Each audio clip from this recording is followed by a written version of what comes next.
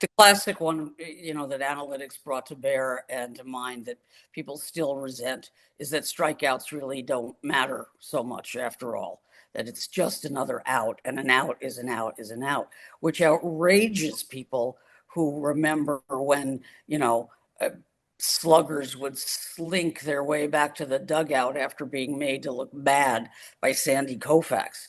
Well, the problem is this, that the analytics are good. The numbers are real. The probabilities that they calculate, as far as they can calculate them, are valid. Yes, it is easier to score a run with a walk, runs with a walk and a home run than it is to put together a rally of, four singles, right? And so, again, this is about efficiency and optimization. And the optimization that matters most is those three outs that you want to make most use of, which is why they hate bunts, which is why they hate sacrifices. The problem is that analytics can only tell you what's going to happen or what has happened, what is likely to happen 9 times out of 10. They can't tell you what's going to happen the 10th time because it hasn't happened yet. In baseball, the catchphrase is come to the ballpark. You might see something that's never, the catchphrase is come to the ballpark. You might see something you've never seen before or that anybody's ever seen before. And that was always the lure. That's the chance. That's the thing that defies. That's the improbability that defies the calculation of, well, should you send up a left-hander instead of a right-hander? That kind of thinking. But baseball is uniquely, its greatest strength is the fact that it is unpredictable. In the most recent World Series, which of course just ended recently, who could have predicted that catch in the outfield where the center fielder for the Dodgers literally jumped on top of their left fielder and caught a ball and knocking the other guy down in the warning track. And the other guy stayed down there. People thought he was hurt. He wasn't hurt. He thought the ball had not been caught and that the series was over and that the Dodgers had lost. But the center fielder who had just been sent in as a defensive substitution, made an astonishing catch. And those are the kinds of things that you can't predict. In 2016, in Game 7 of that World Series, a guy who was the center fielder for then Cleveland Indians, Rajay Davis, came up to hit and hit a home run. He had hit all of 12 that year.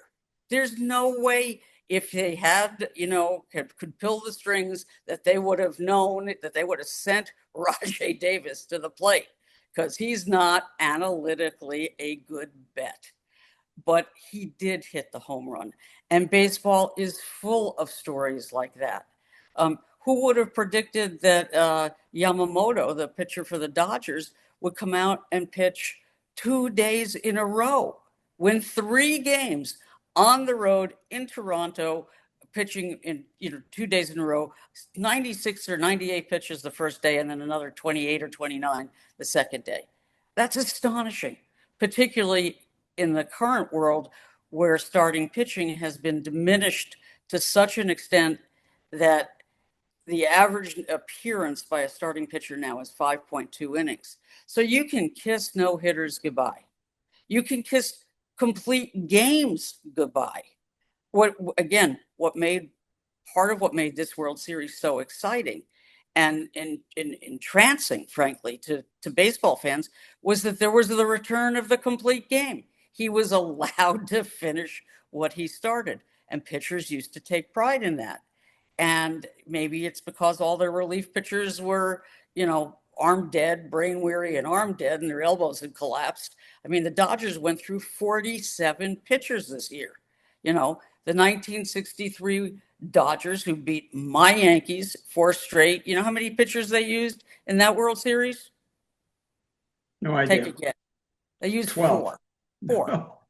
Sandy Koufax pitched 2 complete games. Don Drysdale pitched a complete game. Johnny Padres was relieved by Ron Peronowski. And that's That is crystallizes the difference between now and then. And what that means is that the stories baseball always told, the narratives that wove seasons and careers and eras together, can't be told anymore. You can't say to somebody, go to the ballpark. You might see a no hitter. Not when every pitcher is pulled out. Like Clayton Kershaw, who the great left-hander who's just retired after this World Series win. He was pulled out of a no hitter after 7 innings in 2022, right in April. Okay, manager Dave Roberts, who I kind of castigated him, frankly. I said, "What were you thinking? Imagine if the headline had been the next day, you know, Clayton Kershaw, the greatest left-handed pitcher of his generation, who has done everything else in baseball that a pitcher can do except throw a perfect game, you know, came out in his first appearance of this season after being injured at the end of 2021 and threw a perfect game." That might cause you to want to go to the ballpark, right? Instead, the headline was Clayton Kershaw, the greatest left-hander of his generation, was not allowed to complete a perfect game or to try to. And Bill Lee, who you might remember from your Boston days, the spaceman, called me the next morning in tears. And I said, "Spaceman, why are you crying? Why are you in tears?" And he said, "Because he wasn't allowed to find out how good he could be." And the fans weren't allowed to see that kind of excellence, which is foreshortened so often in the analytic age.